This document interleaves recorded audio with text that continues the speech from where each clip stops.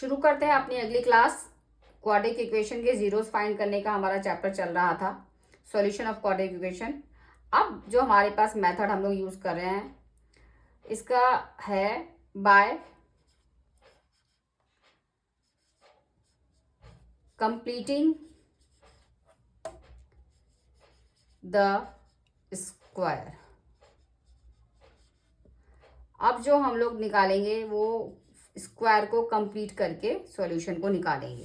तो मैं इसके लिए आपको एग्जांपल से समझाती हूँ। हमारे पास जो क्वेश्चन है वो है x square plus 4x minus 5 is equal to 0। आप इसको फैक्टराइजेशन मेथड से निकाल सकते हैं जो हमने प्रीवियस केसेस में किया है। बट अगर आपके पास आता है कि आप इस क्वेश्चन को सॉल्व करिए बाय कंप्लीटिंग द स्क्वायर, तो उसका क्या तरीका है। तो इसके लिए आप पहले वो दो नंबर्स लेंगे जिसमें x है। तो ये हमने ले लिए दो नंबर्स, और इसके लिए जो आपको बेस फॉर्मूला चाहिए वो है a प्लस बी का होल स्क्वायर। ये आपको टिप्स पे होना चाहिए अगर आप इसे सॉल्व करना चाहते हैं। a square plus 2ab plus b square, और a माइनस बी का होल स्क्वायर जो है ये है a square minus 2ab plus का बी स्क्वायर। ये मैंने आपके लिए स्पेशली इस क्वेश्चन के लिए इस ऑर्डर में लिखा है। आप इसे a square plus b square plus 2ab भी लिख सकते हैं, बट इस क्वेश्चन में इसी ऑर्डर में चाहिए इसलिए मैंने आपको इस ऑर्डर में लिखा है। अब आप बात करेंगे इस नंबर की और इस नंबर की।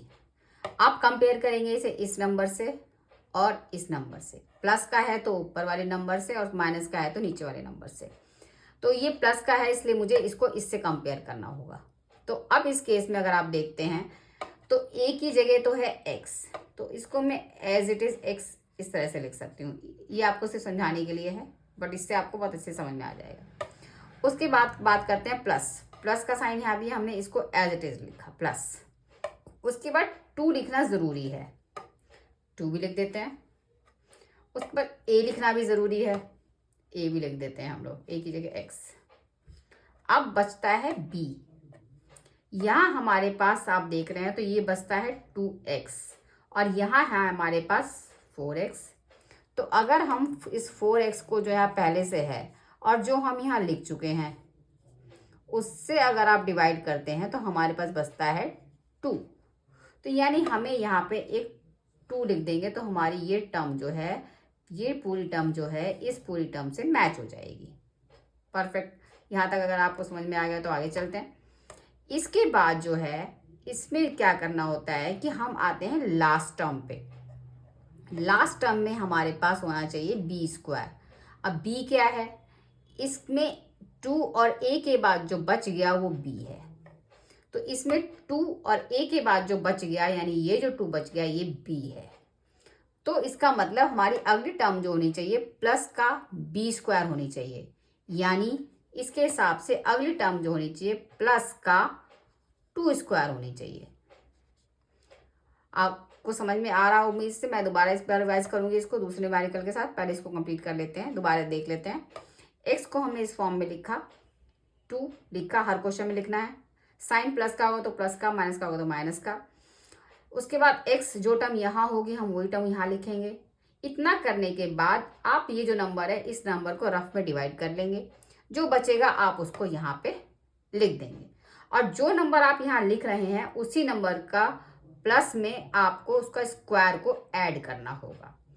तो अगर आप इसमें कोई नंबर ऐड कर रहे हैं तो आप इसको इस नंबर को उसमें से सब्ट्रैक्ट भी करना होगा अपनी इक्वेशन को बैलेंस करने के लिए। आप अपनी मर्जी से कुछ भी इसमें ऐड नहीं कर सकते। तो आपने अगर उतना नंबर ऐड किया तो उतना माइनस भी कर दिया। तो इतना होने के बाद आपके पास जो बचा है यानी ये कि माइनस का 5 आपके पास बचा है, इसको मैंने एज इट उतार दिया, इसमें कुछ नहीं किया मैंने। तो अगर आप इस पूरी इक्वेशन को इससे कंपेयर करते हैं ये तीनों टर्म, तो आप देख सकते हैं कि ये a प्लस बी का होल स्क्वायर है, जिसमें a की जगह x है और b की जगह 2 है और प्लस का साइन है। यानी ये जो हो गया ये हो गया x प्लस 2 का होल स्क्वायर। ये तीनों टर्म मिलके हमारे पास x प्लस 2 का होल स्क्वायर आ गया। अब बच गया ये, इसको देखते हैं। तो ये है -4, 2 का स्क्वायर 4 और -5 इज इक्वल टू 0। यानी अब इन दोनों को अगर सॉल्व करते हैं तो ये हो जाता है x + 2 का whole square is equal to 9। -4 -5 जो हो गया 9 के बराबर हो गया, और आप इस 9 को ले गए इस तरफ, तो प्लस का 9 हो गया। इस हिसाब से x + 2 इज इक्वल टू 9। अब हम क्या करेंगे, अगर हम इससे x + 2 की वैल्यू निकालते हैं तो ये हो जाता है प्लस और माइनस का √9। स्क्वायर को आपने यहाँ से रिमूव किया तो वो उधर जाके स्क्वायर रूट में आ गया। इस हिसाब से इसकी वैल्यू जो आ गई वो आ गई +-3। यानी x + 2 इज इक्वल टू आ गई 3 और दूसरी वैल्यू आई x + 2 इज इक्वल टू -3। अब इसको अगर आप सॉल्व करते हैं तो ये हो जाता है x is equal to 3 minus का 2 यानी 1 और x is equal to minus का 3 और माइनस का 2 ये हो जाता है -5। तो इस तरह से हमारे पास x की दो वैल्यूज जो हैं वो आंसर की फॉर्म में निकल आती हैं। तो ये जो मेथड था, इस मेथड को कहते हैं कंप्लीटिंग द स्क्वायर। यानी आपको इन दोनों टर्म्स के हिसाब से एक परफेक्ट स्क्वायर जो है बनाना होता है।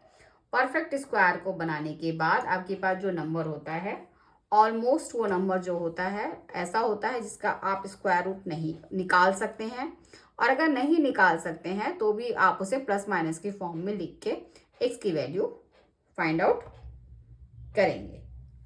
तो उम्मीद करती हूँ कि ये जो इंट्रोडक्टरी क्वेश्चन था कंप्लीटिंग द स्क्वायर, ये आपको अच्छे से समझ में आया होगा। इसी का एक और एग्जाम्पल ले लेते हैं ताकि आपको और अच्छे से क्लियर हो जाए। अगला एग्जाम्पल जो है ये है 4x² + 4√3x + 3 is equal to 0। अब फिर से चलते हैं इसी तरह से, जैसे हमने इसको लिखा था ऐसे इसको लिखेंगे। तो ये आप देख सकते हैं कि ये 2x का होल स्क्वायर लिख सकती हूँ मैं इसे। परफेक्ट। फिर प्लस का साइन लगाया, फिर हमने लिखा 2, सब में लिखना होता है। इसके बाद हमने ये नंबर ऐसे ही लिखा 2x। अब हमें देखना है कि बचा क्या हमारे पास, तो फिर हम रफ में जाते हैं। ये 4√3x था और हम जो है 2 × 2x ऑलरेडी लिख चुके हैं, तो 2 2 4 कट गया, x x कट गया, तो हमारे पास बचा √3। यानी ये जो वैल्यू है b की वैल्यू है, यानी हम यहाँ पे इसे √3 लिख सकते हैं। ये हो गई b की वैल्यू। जैसे हमें b की वैल्यू मिलती है हम उसे स्क्वायर को उसमें ऐड करते हैं और स्क्वायर को ही उसमें से सब्ट्रैक्ट कर देते हैं। उसके बाद जो बची टर्म है वो लिख लेते हैं इज इक्वल टू 0। अब ये तीनों टर्म जो है ये मिलके बनेंगी स्क्वायर। किसका होल स्क्वायर? तो a ये है 2x और b ये है √3, और साइन प्लस का है क्योंकि यहाँ प्लस का है, प्लस। ये हो गया इसका होल स्क्वायर। अब जो बचा वो देख लेते हैं। यहाँ बचा माइनस का 3 और यहाँ बचा प्लस का 3, तो ये हो गया 0। यानी हमारे पास जो बचा वो बचा 2x + √3 का whole square is equal to 0। इसका मतलब ये हुआ कि इसी इक्वेशन को हमें 2 बार लिखना होगा और x की जो वैल्यू निकल के आएंगी वो वैल्यू दोनों के लिए सेम रहेंगी। यानी इसके जो रूट निकल के आएंगे, इसके जो जीरोस निकल के आएंगे वो आपस में इक्वल होंगे। इसका मतलब x की वैल्यू जो आएगी, अगर आप इसे सॉल्व करते हैं तो ये 2x + √3 इज इक्वल टू 0। इसका मतलब ये हुआ 2x इज इक्वल टू -√3। इसका मतलब x इज इक्वल टू -√3/2। और ये वैल्यू 2 बार लिखनी होंगी क्योंकि ये स्क्वायर था और हमारे पास ये दोनों रूट्स जो होंगे वो इक्वल होंगे। यानी x की दो वैल्यूज जो होंगी इस क्वेश्चन के हिसाब से सेम आएंगी। तो इस हिसाब से आपको उम्मीद करती हूँ ये कि कंप्लीटिंग द स्क्वायर वाले मेथड से निकालना क्वाड्रेटिक इक्वेशन की जीरोस को निकालना आपको समझ में आया होगा। तो अगली क्लास में हम लोग मिलते हैं इसके कुछ और टिपिकल क्वेश्चंस के साथ।